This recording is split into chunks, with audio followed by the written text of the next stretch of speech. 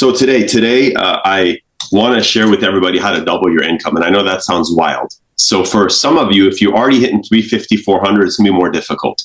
But if you are anywhere in the 75 to 200 range, then this is gonna be very easy to obtain next year. Okay, so it's really important that you recognize where you are, because I don't know where your business is. The second part that's really important is that there's 3 folks that are involved in this space, in our industry. And it's important that you identify which one you are. Shout out to Moreno Valley. I like this. I'm going to read some of this while I give you some of this information. Let's see here. I got Moreno Valley. Anywhere else? Moreno Valley, that was it? All right, let me see. Where are these messages at? Here we go. So I'm going to say about those 3 folks. Provident, what's up, Eastvale? There we go. Murphy, North Carolina. Hopefully you Columbus, Ohio, Georgia. What's up, Atlanta? Hot Atlanta? Let's do this, guys. So what happens is there's 3 different folks that are in this space, and it's important that you recognize where you are. What's up, Maine? Kim, thank you. I want to share with you that the first group are those that you can either consider veterans, or they've already reached a level of success that they're very complacent and comfortable in that place. And I'm not knocking those folks. So if you're one of those individuals, this class it'll deliver value, but you might not apply what I share with you because it requires you to get out of your comfort zone. So that's the first group.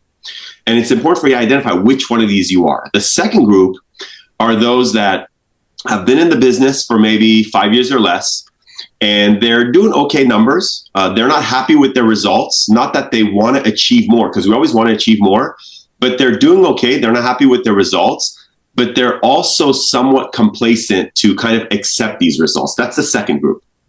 And then the last group are folks who are either new, or they've been in the business for some time and they haven't tasted any level of success. They've sold themselves the concept of obtaining this license, but haven't really tasted the value of this license. It's important you identify which one of those 3 you are in. The very first group I mentioned, the veterans, this is going to probably be more of, let me see if I want to do more to make more. But the other groups, this is going to provide significant value for you if you want to break any certain numbers. Fair enough? Guys, so if you heard what I just said, I'd love for you to, actually, I'm not going to call you. I was going to ask you to tell me if you're in group 1, 2, or 3, but I'm going to let you guys own that one because we're going to make some moves today. So the first thing I want to discuss to you guys is just some metrics. How many of you guys were able to make it to the business kickoff meeting in Eastvale about 2 weeks ago, with just either a thumbs up or emoji? And if you guys, perfect. So for the guys that were there, you were able to pick up this amazing stat that just opened up my eyes, that I went back to and I read, reviewed, and I wanted to study to understand this concept.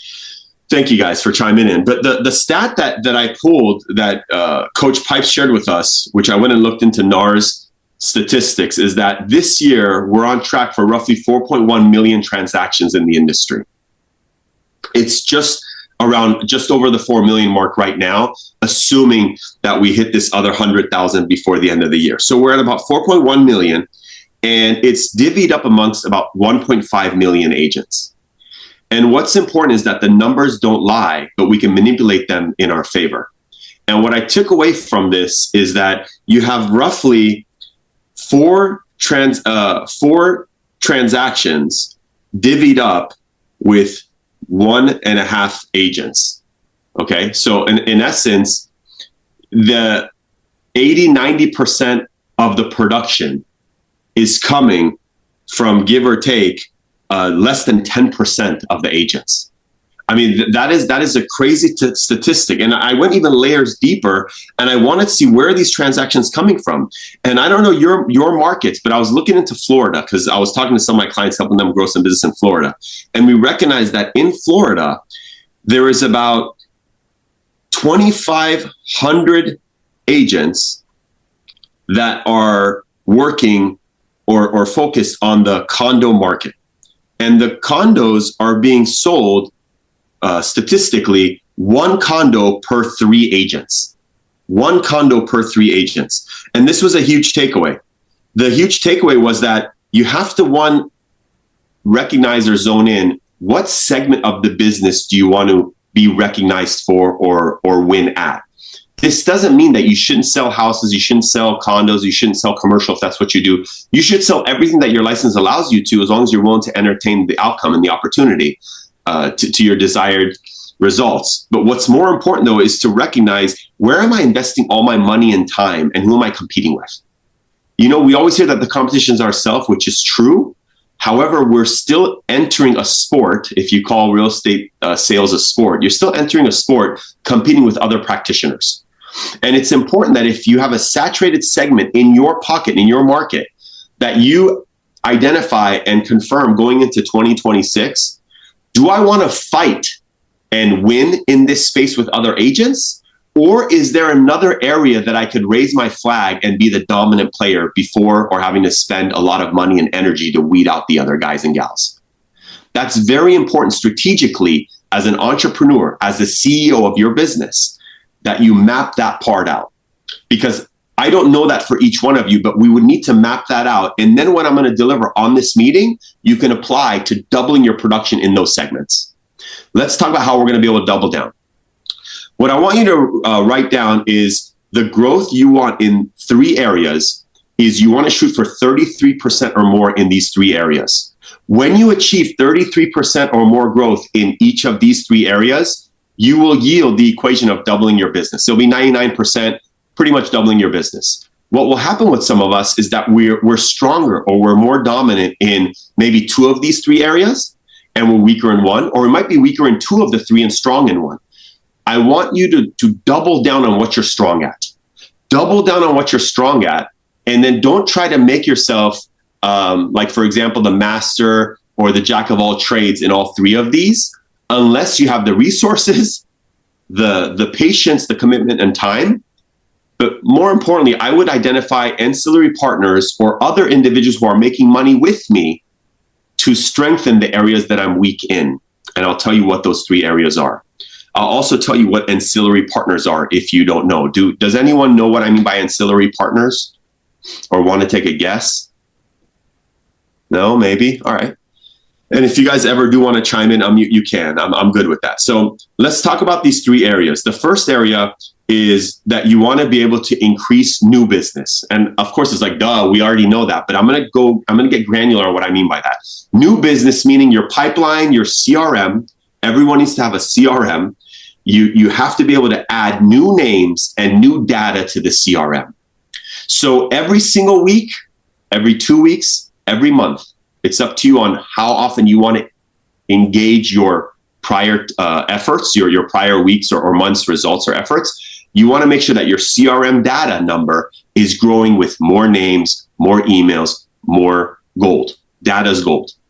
And if you're wondering, well, how do we do that? We'll talk about that if there's time at the end of this masterclass, or maybe at a future course. But it's important that your first focus is, how do I get more names into the pipeline? Not how do I go sell more homes? How do I get more people to buy more homes? How do I get more contacts, more people into my pipeline?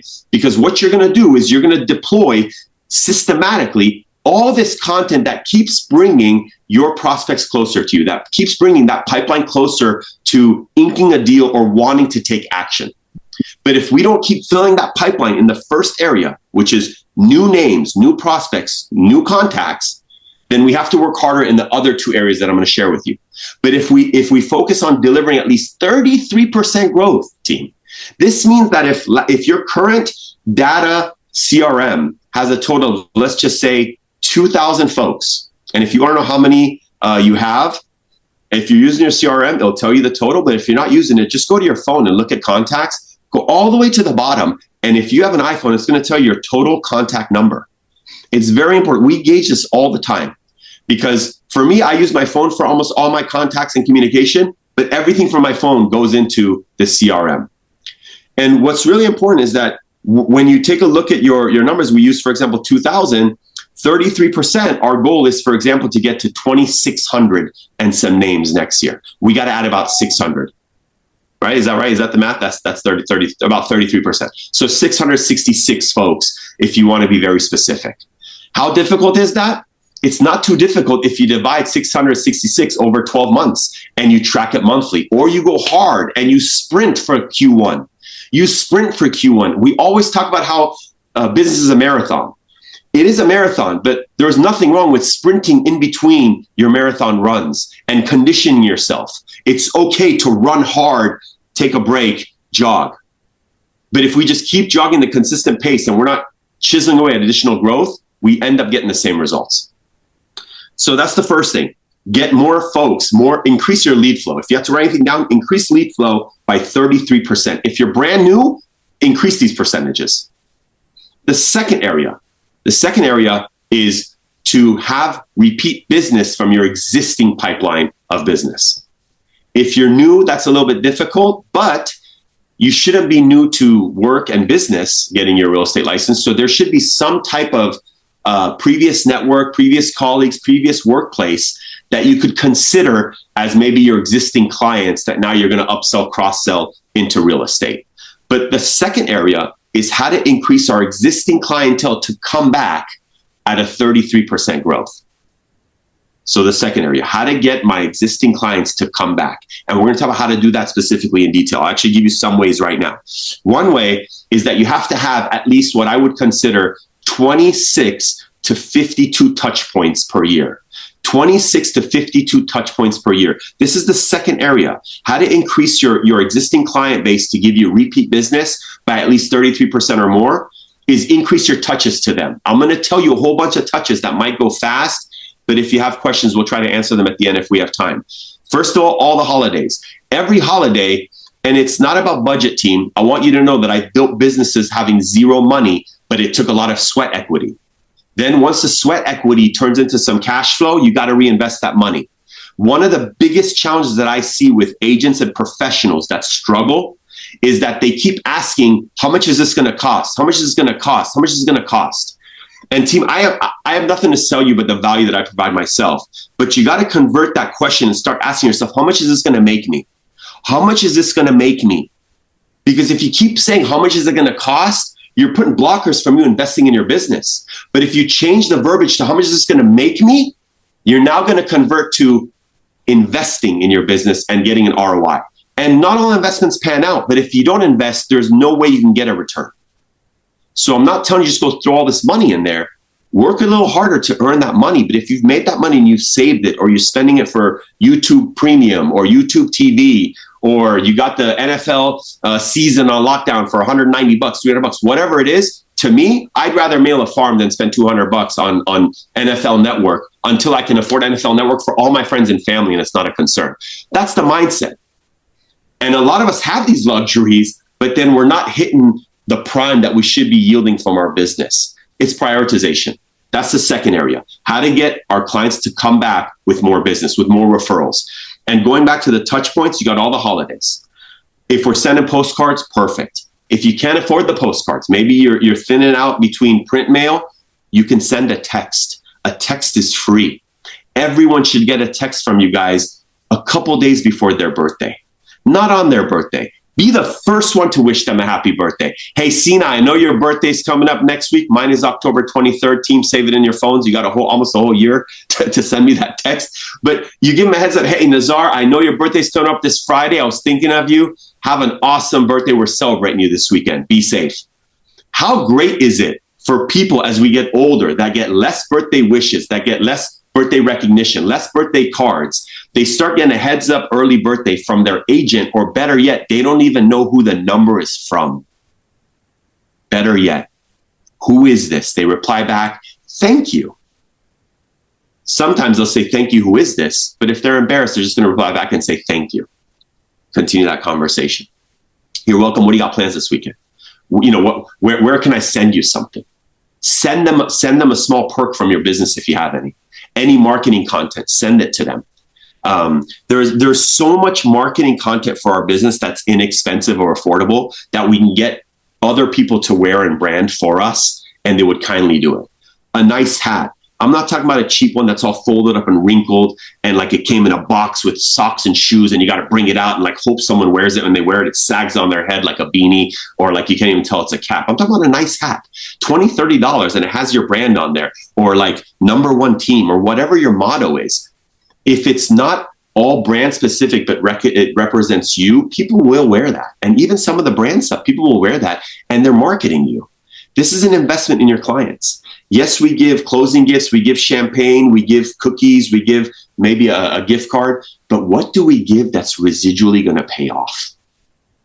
What will they keep rocking? See, this sweater I got from catalystpm.com. So team, that's the second one. The second one is having people come back, more referrals. And I said 26 to 52 touch points. I broke it down to one every week or one every other week.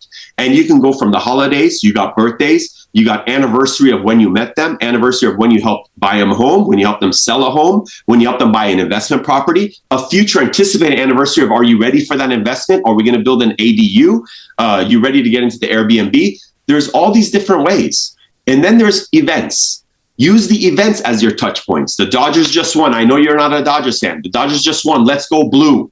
The Dodgers just won. Too bad, Toronto, right? I mean, there's all these different current events that we could use in our favor that we're failing to do so because we assume, since it has nothing to do with real estate, why am I going to deploy it? We're here to build a relationship, team. I know that real estate is transactional. It is. Anyone who tells you it's not, they're lying. It is a transactional business. But if you add and anchor relationship to it, they will usually tend to come back to you or remember you every time they think about real estate. You're building familiarity. Write down familiarity in bold and circle it and just swivel around it while I'm speaking to you. How familiar are you in your farm? You control that. Then the third area. The third area is sometimes the most difficult for people, but it's a mindset. In my opinion, it's the easiest. And the third is to start marketing and going for a higher price point. When we start in business, in real estate, we have this ideology that the less expensive the property, the less complicated or the easier is the transaction. So out of fear or intimidation, we don't go knock or solicit a $4, $7, $10, $12 million house. And some of you are in pockets to where I'm in California, Orange County. The average price of a house right now in the city of Orange is about 1.2 million. The city of Orange 6 years ago, the average price point was about 740. So it's amazing where it's going. Housing is a crisis, but hopefully we have the solutions to it. That's what we do. And our goal is to get everyone into what they can afford at the moment versus them waiting to what they want to buy. This is our responsibility. Our responsibility is not to be on the sidelines and count the money with our future prospects on when they're ready to go strike at that house that has been a dream for 5 or 7 years. Our goal is to get them into a house today and help them build the equity to get closer to the dream closer. That's what your role is. That's what your license is here for. But sometimes we take that for granted. Just like people go to a financial advisor to hopefully help them make more money, they should go to a real estate advisor to help them do better in real estate, not just to help them buy the house they were looking for. Help them get into the house that's their dream house, but we got to start here at step 1, maybe step 2, wherever they currently are. Meet your clients where they are, help them get to where they want to be.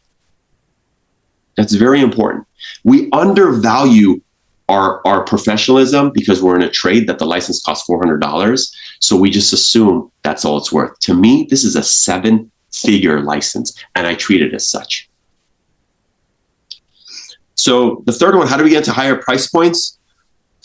Going back to how I was getting to this point is that as I recruited and trained and developed agents, most of the folks that come in, they stay to, and nothing's wrong with this, but I want to share with you the scenario. They stay to their comfort zone, and whatever they're familiar with, they go and tackle. So they're from this area. I can use my high school as a reason. My kids grew up here. It's familiarity. It's easier for them. Then you got some folks that come in blind. And when I say blind, what I mean is that they have vision, but they're not allowing their sight to slow them down from what they can see in front of them. They're looking at the vision. And those folks are usually what I call the green folks, the rookies, or the ones that are fearless because they're so excited that they got their real estate license. Many of us were there and that excitement went away. We allowed others to douse water on the burning flame inside, and we're no longer as fired up as we were when we went and got this license.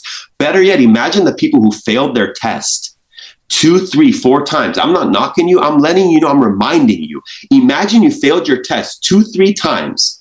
In some states, you got to wait duration. In all states, you got to pay a fee. You retake the test. You go through getting the failure. I'm sorry, try again. The emotions, the disappointment. Then you pass and you don't deliver the gold that you promised yourself you're going to mine when you got the license. That's who I'm talking to right now. If that's you, change it going into the next year because you deserve it. You know, we say we don't get what we deserve, we get what we negotiate. I believe that to be true. Negotiate yourself a higher salary or income next year because we pay ourselves. And if you were on the last masterclass that I had, I want to remind you, the most powerful and true statement as an entrepreneur is that no one will pay you more than you're willing to pay yourself. Remember that. Because many of us, if we get down, if we get hard on ourselves, it was a tough day, I should have had this, I could have had that. Take a moment, go back, look at your numbers. What do we do in these 3 areas that should dictate that we do deserve this or negotiate this? And if we didn't, let's go back and fix it. Let's go back and fix it. Let's go put in extra time, extra day, extra minute. Going back to the fearless folks. I recruited this new agent. His name is Brian Mora. He's like, I want to sell. Everyone who comes into work with me, I ask them what their goals are, what their ambitions are. I really want to help them accomplish what it is that they desire with this license. And he said, Sina, I want to sell houses in Newport Beach. And he lived in a suburb called Buena Park. The median house in Buena Park was, I'd say, probably $700,000. It's where Knott's Berry Farm is, or Knott's Scary Farm, if you guys been there. Middle class income area, nice area, but not Newport Beach, coastal. The average house there is about $3 to $4 million.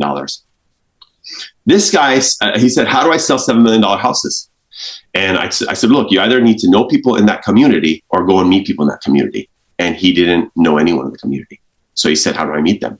I said, you can either mail and farm, it'll take some time, or go out there and start knocking on doors and introduce yourself. And he said, what do I say? I said, well, what would you say? I asked him, what would you say if you want to do this? And we talked about it, and his script was as such. And you don't have to write this down because it was so genuine. You can come up with your own right after hearing this. But he knocked on doors, and he knocked on, I'd say, probably 70 to 100 doors. And he knocked on doors, and every time, most people wouldn't open the door because in the Newport Beach communities, 1, there's no soliciting, and 2, people don't open doors on you. The doors are huge, the houses are big, people can't hear you. Like it's like that. So most people don't open the doors, but when they open the door, he'd say, hey, my name is Brian Mora. I recently got licensed, and my goal is to be a professional to lead Newport Beach and the coastal communities. I'd love to help you when you're ready to sell your home. Can I provide you a comparative market analysis or maybe more details on your house along that terminology? And I want you to know everybody that opened the door praised him for his efforts. And they all said, no one has come around here to knock on our doors to solicit for business. Good luck to you. That gave him confidence because he said, wow, I'm doing what no one else is doing. Fast forward like 3 weeks, he ended up picking up a $5 or $6 million listing. He knew no idea how to sell the house. So he went 50-50 with a veteran agent. And that's still doing a $3.5 million deal on his side. That's the summary of how do you go and get higher price points. Coaching only an elite group of agents or leaders, 6 folks. That's what my schedule allows, the capacity of 6 folks that I coach. Every single client that I coach, whatever price point we start at, if the goal is to get into higher price points, we work towards that every single quarter. And I want you to know this has been successful for the last 6 years. With this group of 6, that sometimes 1 or 2 will rotate out, almost all of them, with the exception of Nazar, started at $700 to $1 million price points. And all of them are floating at the $4 to $20 million price points now. Now, not all of them have been coaching for 6 years. Some have been 2 or 3, but this is how we work towards the plan. You work towards it and you're intentional with it. Write down the word intentional with it, or just intentional. Circle that. We only have a few words on your notes. So if you don't remember anything, you just look at your notes, you only have a few words on there. And that's what you got to go apply. So if you can impact your price point to increase by 33%, and you can get your existing client base number to grow by 33%, and you could have new business come in at a growth of 33%, that is the equation to doubling your income next year. You have to just specifically tackle those 3 areas. Whereas most of the time we just say, let's go make more money. How are we going to do it? We're going to do 50 things, 1,000 things. Be intentional to do specific things in those areas. What I want to do is, though I can go on with more detailed information, I want to open up the last 5 to 10 minutes with Q&A, because hopefully some of this resonates with some of you. If there's any challenges in areas, if there's specific questions, then please feel free to unmute and ask. If there aren't any questions, I'll give you a couple more takeaways before we wrap up the call. I'll give you guys a moment. I think it's interesting, like saying 33% is okay, but like actually putting numbers to that is better. So those of us that work in markets where the price point's like 250,000, so you just got to go from homes that are selling for 250 up to 332. Amen. Like, Amen. and that, that 33 might seem big, but that delta from 250 to 332 isn't that significant, right? I mean, obviously it's still a step up, but I'm sure that you can find communities in your area that have a little bit higher price point. And so, and if you can't go from 250 to 330 all in one setting, then say, okay, well, can I go from 250 to 300? Right? Can I go, if you're in a price point of 450? Kim, what's your price point in Maine? What's your average there? Mine personally? Yeah. It's 625. Okay. What's so you're looking at 780? 780. Yeah, 800. Yeah. So imagine what would happen if you like strategically, methodically, intentionally, like, saying, make it a goal for 2026 to say, my average is 625, which is probably better than the average in the state or the average in the area that you work in Portland there. But then how do I go to 8? What would happen if I, who are the types of sellers and buyers in that price range? What's their lifestyle like? What type of videos and information would they like? And so when you start speaking to them, when you start saying, I'm an agent, not to say that you wouldn't work with someone that's buying a home that for 500, 400, whatever it is, but your intentionality is, I'm an agent that services the $800,000 plus price point. And then you start thinking that way, you start maneuvering that way, you start doing the things that those people do. You start wrapping, like, I have my son right now, he's doing open houses in that $2.5 to $3 million price range. Well, guess what happens? Guess who he gets to meet? Buyers in that price range, right? Like, so being intentional is all the name of the game. And I love, Sina, what you said today is that you can go 33% on increasing your price range, doubling down on the people that you're connecting with. And what was the third one again? I did not write it down. New business to your pipeline, increasing your current price point, and getting your existing business referrals to come back for more opportunity. And if they don't want it, like if you're saying, sorry to cut you off, Nazar, but if you're saying, hey, team, how do I get people that I just sold a house to come back and buy another house? People don't buy multiple houses in a year. You're correct. But when someone buys a house, hopefully they were excited to celebrate with their friends and family. They just bought a house. Thanksgiving's at our place. We're going to watch the football game at our place. Come over and have the kids here this time. Our house got a pool now. Whatever the story is, that's where I'm talking about getting referrals and people coming back. Because if you help me and I bring people that you've helped me to come and now you help them, that's you getting more business from me again. That's what I mean. That's what I mean. And I want to share with you areas that I would focus on improving. And then also one more takeaway before we go. Is that okay, Nazar? All right. One is that there is about 5 areas that I would focus on mastering, not just learning and knowing. I would master these 5 areas. And then I want to talk about ancillary partners, so you know what those are, so you maximize that. But the first is your listing presentation. Even if you're not a listing agent, master a listing presentation that you know verbatim, that you're ready to deliver, I would almost pitch it to myself. I call it windshield conversations, team. This is a lonely business, especially when you make a lot of money and when you don't make any money. It is very lonely, okay? It's just not lonely when you're in the middle. When you're just getting by is where all the happy hours are. We're hanging out. We're all doing okay. But when you're making a lot of money, you're alone. And when you're not making money, you're alone. One of them is really sad. One of them's happy with a little bit of sad, right? So what I want you to think about, though, is these windshield conversations. Pitch it to the windshield every time you're driving. And then all your calls, your friend calls, your family calls, have them on your commutes. And in that call, say, I want to pitch you real quick at listing presentation. Give me some feedback. Use those conversations while you're driving for an opportunity to become better. Let your friends and family tell you how suck you are, how great you are. You can do better. I would have done this. Get that feedback from them. Master listing presentation. Second, master being a buyer's consultant, not being a buyer's agent. Master how well you got the lingo and you can smoothly move them from intro to area to home to specifics, non-negotiables, price points, budget. Why? Because this is how we're going to convert from a suspect to a prospect to a client. If you guys remember, I told you the definition of a lead is a name with or without a number or email address. You need just one of those. and a reason to strike a conversation. That's what a lead is. A lead isn't someone who said, I'm ready to go buy a house. That's like a prospect that can work with anybody. Or I'm ready to sell my house. You have nothing special to offer that person. They're already interested in doing what they want to do. What are you going to do? Give them a better deal? Give them a nicer closing package? Give them a discount? Make the video nicer? That's not like, wow. I'm being very sincere.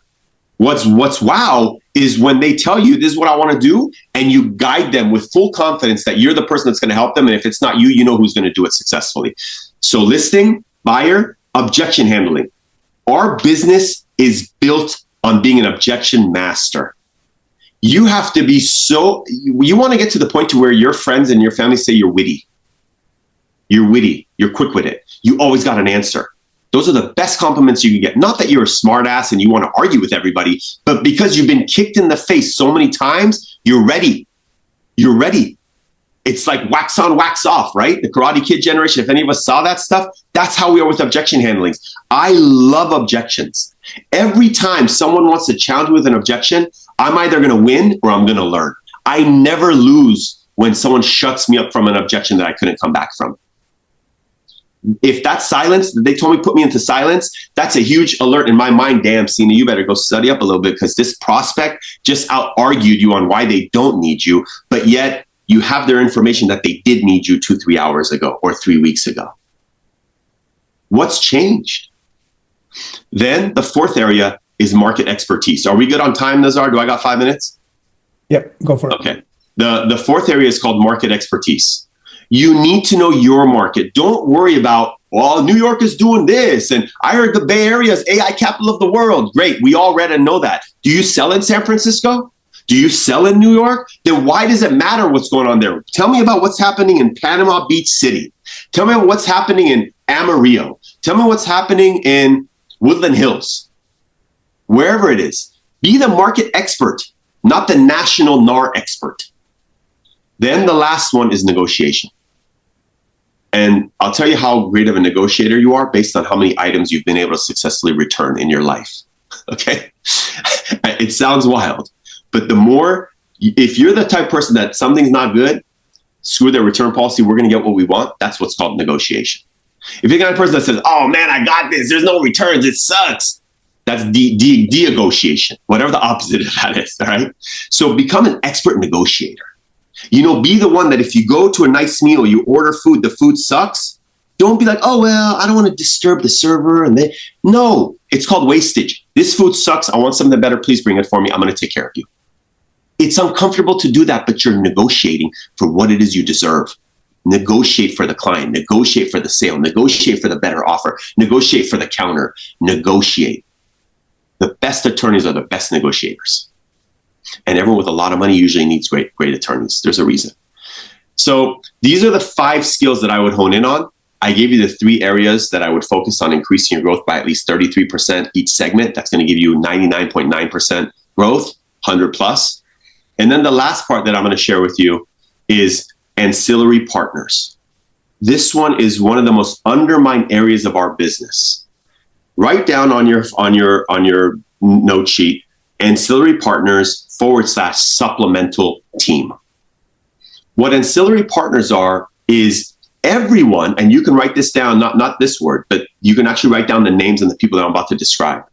Ancillary partners is everyone in your business that makes money from your efforts. Everyone who makes money from your efforts.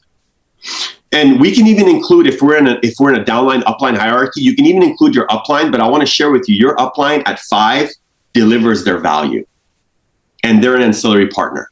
But does the downline, not your agents, but the downline of other folks that make money from your efforts, like the lender, escrow, title, inspector, home warranty, the list goes on and on. If you got a pool guy, if you got a landscaping team, if you got a rehab team, if you got a cleaning team, a breakdown, a renovation team, every one of these folks that you help put money in their pocket, on their table, feed their family, feed their kids, they owe you something. Forget a kickback, forget a referral. They owe you to help grow your business like you're growing their business. And those are intentional conversations you have to have, because you might have the wrong ancillary partners with you right now, and you don't know that.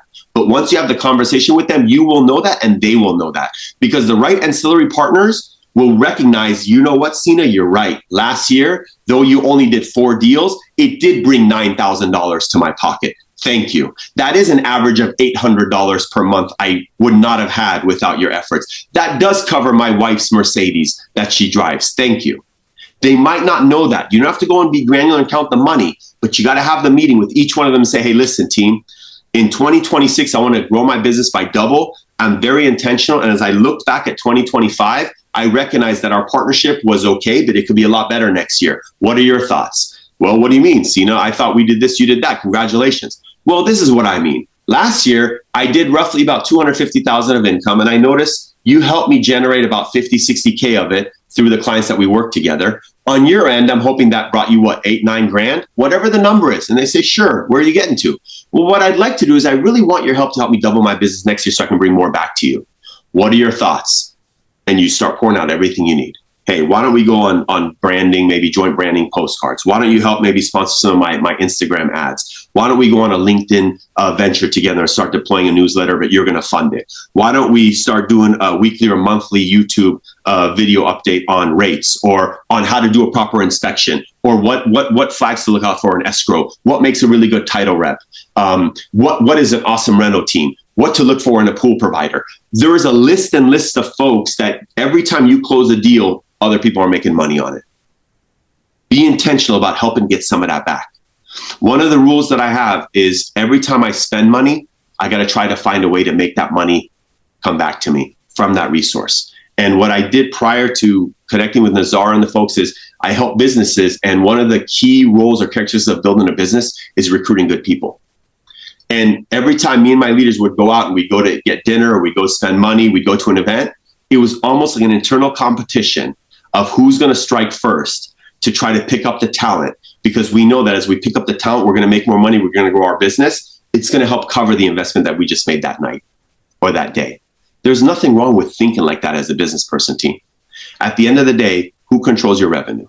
You or the powers that be? You. It's up to you. Team, thank you so much. I got 2 minutes if there's any final feedback, takeaways, or if Nazar cuts me off. But I throw the ball to you, Nazar. Thank you so much. Thank you, guys. Do you have any other last minute questions for Sina? What was You're welcome, Lucy. I know Kim said it was market to a higher price point, but I don't think that was your 5 negotiating thing or the 5 A. One is master listing presentation. I appreciate your iPhone. Listing presentation is one. Second is buyer consultation. Third is master objections, becoming objection handling master. Fourth is being a market expert. Master your market, not master the national stats. Like, I know I start off with stats, but I'm also not telling you here that I'm the top agent in Orange, because I'm not. And then number 5 is become a great negotiator. Thank you, Matt. No H at the end, but I appreciate you, Matt. Thanks for the plug. You're awesome, dude. Thanks for the video. Team, if there's anything I can do for you, I want to tell you I have tremendous respect for Fiv. I have tremendous respect for Nazar, the leadership, and I work with a lot of high-level business owners. I want you to know this man, Nazar, he pours so much into his team. On our meetings, he speaks about the growth of Fiv. He speaks about some of you. He wants every one of you to win. He appreciates your families. He appreciates the sacrifices that people are making behind the scenes to help you grow at the business. And that's very hard to find. I just want to share that with you, so when you hear from another person, you don't take it for granted. And Nazar hasn't paid me to share any of this stuff with you. This is what I've experienced with exchanging time with this man. So thank you, guys. Have an amazing December. Whatever I could do for you, find me out there on Instagram, and I got your back. I appreciate your time. Thank you, Deanna, and everyone else. You guys be safe. Hey, those I want to say for a second. Thank you, Sina. I've got some interesting stats as Sina was talking that I wanted to share with you, which I think is really interesting. So he was talking about like how many homes sold last, or what hopes to be sold this year is 4.1 million. And so I looked at the numbers here and I said, well, using my friend Sage, aka ChatGPT, and I said, Sage, how many homes sold in 2021, 2022, 23, 24? And here are the cool stats. And I put them on there. You guys can see on the notes. So in 2021, 6.1 million homes sold, then 5 million, then 4.09, then 4.06, and hopefully 4.1 million homes sold. So from 2021 to 2022, 18% reduction in home sales, and then another 19% reduction from 2022 to 2023. the last 3 years, and if you count this year, will be, the last 2 years, if you count this year, will be 3 years in a row where we've only sold about 4.1 million homes. Now, the crazy thing is about 4.1 million homes is that really translates into 8.2 million sides of a transaction getting paid, right? Like, I think we forget that part. And so everyone like wants to do the 4.1 million divided by the 1.5 million agents. That's not true. It's actually 8.2 million divided by the 1.5 million, but it gets better. No. It's not 1.5 million agents, because we know that the stats show that 70 to 75% of agents didn't sell a single dang home in 2024. So what does that mean? If you eliminate 70% of the 1.5 million agents, you get down to 450,000 agents only. And if you get 450,000 agents, divide that by the 8.2 million transactions, then that's when you get the true real number of how many sales are actually happening per agent or potential, and that's 18 transactions. Now you got to ask yourself, are you doing 18 transactions? Have you done 18 transactions in a year? And you'd realize that the 80-20% rule applies to most things in life, including this, and that is 80% of the agents do 20% or 100% of the work. 20% of the agents do 80% of the work, right? And then I also said, well, hold on. Let's see if we can break this down into like actual regions. And so ChatGPT was being reluctant initially because I asked him, well, where do these transactions come from? And it broke it down for me. It said, is this important to you? Do you guys find this useful? Because this is really super fun stuff. In fact, I'm going to make a video about this, and I think everyone should be making a video about this. Check this out. So I asked him to do some work because he was being lazy, and I got to finally do his job or her job or whatever, who Sage is. And so look at the home sales here based on 2024. So the 4.1 million homes that sold, or 4.16 or 4.06. And I said, break it down by region for me. And look at this, you guys. The South, out of the 4 million transactions, 1.8 happened in the South. And then the Midwest was almost 1 million. Northeast was only almost 500 transactions, or 500,000, excuse me. And then the West was 770,000 transactions. And I said, hold on, is this consistent with how many agents are in each one of those regions? And so, well, I don't know. I'm like, well, really break this down for me. So I finally did. These are the number of agents per state, right? These are rough numbers, but still it gives us really good, interesting stats. And then look at the sales per agent per those areas. I mean, I was like, wow, the South sold 1.8 million transactions, but they have the highest amount of agents of the 1.5 million agents that are out there. So what do you guys extrapolate from this information here? Like, what do you guys see here? Like, what are the opportunities that these stats, when you look at them, present to you? What do you think? Or just what's some ahas that you take away from this list? Anyone? Rural business, like making sure that we connect with folks in the South. That's what I hear. No, because if you look at the number of sales row, that even though there's like almost double the amount of sales that took place, or 4 times the amount in the South compared to the Northeast, but look how many agents there are in that area. In fact, if you break that down, it's only 2.65 transactions per agent. And of course, we want to double these numbers, right? Because these numbers get doubled based on a transaction count or commission checks paid out, theoretically. You guys get me? Anyone else have any thoughts on these numbers here and how we can use this to our advantage? Like, look at your region, right? A lot of you guys are in the West. A lot of you guys are in the Northwest. I mean, we're all over the place. Well, you should put it in your listing or your buyer presentation, right? So if the average sales per agent is only 2.9 and you sold 17 houses the previous year, then it should be something that you talk about in your presentations to your sellers and buyers, like that you're in the 1%, 5%, 3%, or whatever it is in your MLS. Well, but look at those numbers, Kim, though. Like the numbers that it gave did not take into consideration 2 huge factors. One, that 70% didn't sell a house last year and most likely will be the same this year. So 70% of agents sold a goose egg all year long. So you take that away and you got 30% that actually sold a home. And then out of that 30%, then you go into the regions of how many agents there are based on, and then you guys can get, you talking about hyper-local stats. Why don't you get the stats of the agents that are in your MLS? Who knows that? Who knows how many agents are in your local MLS? Okay. So Deanna is the only person that knows how many agents are in your MLS. Deanna, I'm curious to know what that number is. Don't laugh. 300, about 325. Sorry, you told me not to laugh. I'm sorry. So that's awesome. How many homes do you guys sell? How many homes will sell in the MLS in a year? Okay, that one I don't know the answer to, but I will.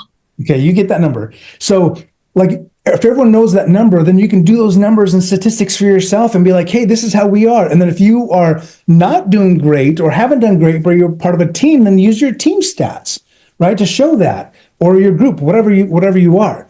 Or if you don't have a group or a team, then use our, Five Stats or whatever company you're with.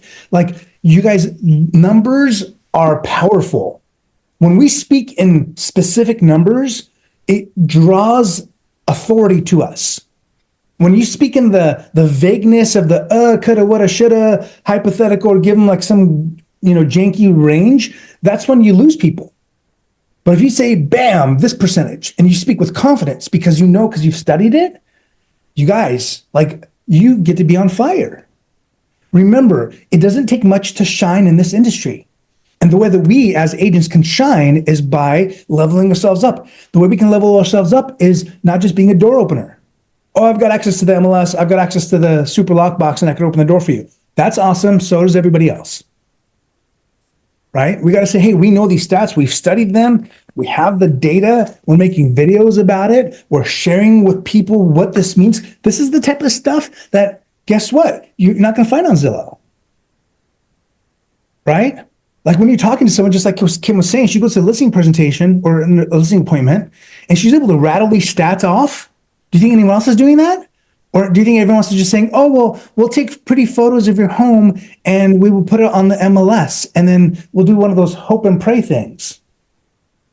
When you come in there and you're like, bam, bam, bam, bam, bam, stats, data, you're speaking to the analytical driver person, whoever that is in the relationship.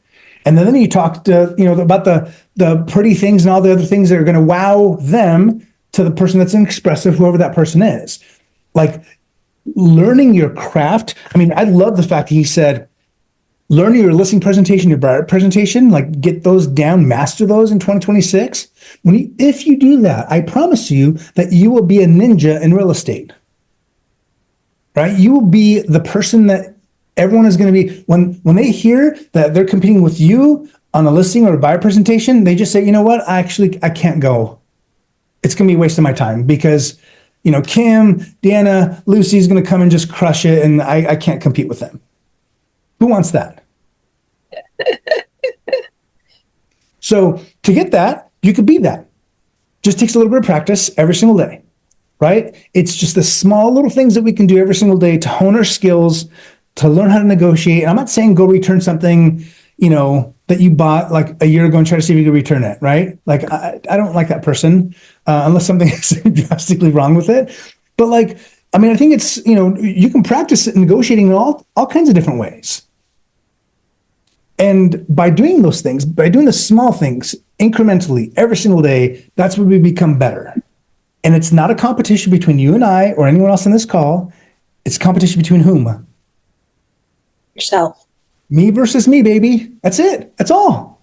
That's all we get to do. That's all we want to do, because anything else is unfair, because it's not comparing apples to apples, right? We're comparing me against me from today, from yesterday. Am I better today as a salesperson? Am I better at listing presentation? Am I better at buyer consultations? Am I better at handling objections and knowing my market upside down, inside and out? And do I know how to negotiate and sell ice to Eskimos? And if I can do those things, I'm going to crush it at a high level. Okay, I know I spoke a little bit longer than Sina went. I appreciate you guys. I'm grateful for you. I think those that show up are here to win, and I can't wait for all of you guys to win in 2026, and it starts today, right? December is already the first quarter of this next year. All the things we do today, all the things you do to prepare yourself, to prepare your clients, are there to help you, support you to be able to crush it in January, while the rest of the people are taking their time off, which is fine. They themselves, whatever that means. I can't speak. The rest of us are going to crush it. Okay. All right, guys, I am grateful for you. I appreciate you. Have an amazing week. We'll talk to you guys next week. Bye. Bye.